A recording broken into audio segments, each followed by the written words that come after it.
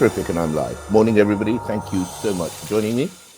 This is a quick reaction video to the confirmation of the appointment of Ketanji Brown Jackson to the US Supreme Court, which everybody is talking about, the first Black woman who is now sitting on the Supreme Court. Now, what we make a story out to be tells you what our intention is. And I think we've got the wrong story. I think the story should rather be about why it took so long for a person of such talent to accede to this position. First of all, she had the baseline qualification. Everybody on the Supreme Court has to go to an elite law college, your Yales, your Harvards, and so on. And Ketanji Brown Jackson went to Harvard. But beyond this, I have seen a comparative table comparing her talents to the other people on the Supreme Court, mostly men. And I was a bit staggered because it seems that she is way more qualified than the others. She's got experience of clerking, which they all have, but she also has more experience of litigation, both as a defender and as a prosecutor, and various levels of jurisprudence than all the others. And it begs the question, why would it take so long for a person of this talent to get to where she has got? One, two, haven't there been others before her with these kinds of qualifications? Now, so the story for me isn't about rah, first Black woman sitting on the Supreme Court. Let's all be very grateful, because that would signal to the establishment how pleased everybody is with the glacial pace of development.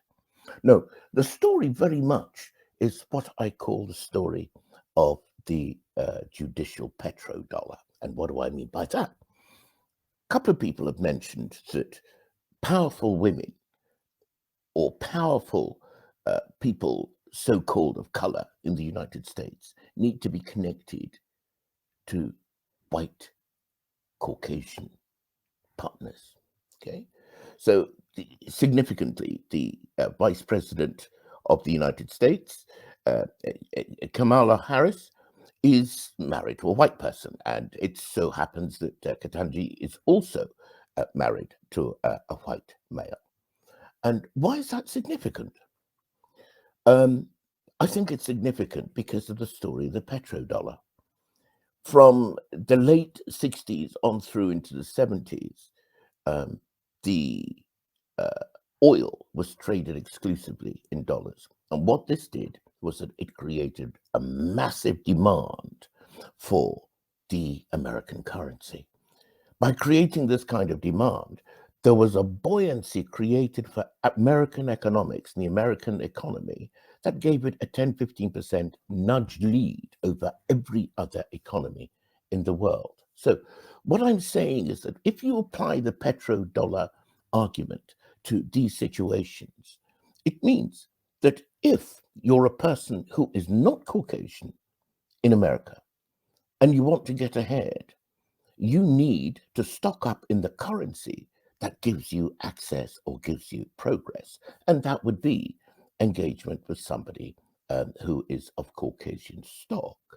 Now, of course, that, just as it did for the US economy, just as it did for the dollar, would raise the stock enormously of people who are either Caucasian or male. And that would provide an unfair advantage. And if this unfair advantage is going on, what motivation do people who look like that have for dismantling the system? But I'm arguing that actually it is this rigged system itself that needs dismantling, which is why the story isn't about the fact that the first Black woman has been elected to the US Supreme Court. The story is about the fact that, owing to the systemic discriminations involved in the system, these delays take place. The story now shouldn't be about the first Black woman getting to the Supreme Court.